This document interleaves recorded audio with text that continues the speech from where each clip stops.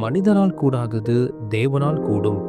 பல நேரங்கள்ல நாம பூட்டப்பட்ட கதவுகளுக்கு முன்னாடி தகர்க்கப்பட்ட கனவுகளோடு இதுக்கு மேல என்னால முடியாது அப்படிங்கிற சூழ்நிலைக்கு வந்துருவோம்.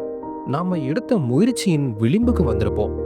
ஆனா மனிதனால முடியாதுங்கிற இடத்துல தான் கடவுளின் வல்லமை வெளிப்படுது. முடியாததை முடிச்சு வைக்கிறதுல கடவுள் கை தேர்ந்தவர். அவர் ஒரே வார்த்தையினால இந்த முழு உலகத்தையும் படைச்சவர். கடலை ரெண்டா பிளந்து பாதை அமைச்சவர். பாறையை பிளந்து தண்ணீரை வரவழைச்சவர். மரித்தவர்களை உயிரோடு எழுப்பி அந்த குடும்பத்துக்கு நம்பிக்கையை கொடுத்தவர். தாமதம் அப்படிங்கிறது மனிதர்களாகிய நமக்குத்தானே தவிர கடவுளுக்கு இல்ல. சில நேரங்கள்ல நம்மால முடியாதுங்கிற நிலைக்கு கடவுள் நம்ம நிறுத்த காரணம் நம்முடைய நம்பிக்கை கடவுளின் வல்லமை மேல இருக்கா அப்படிங்கிறத செக் பண்ணதான்.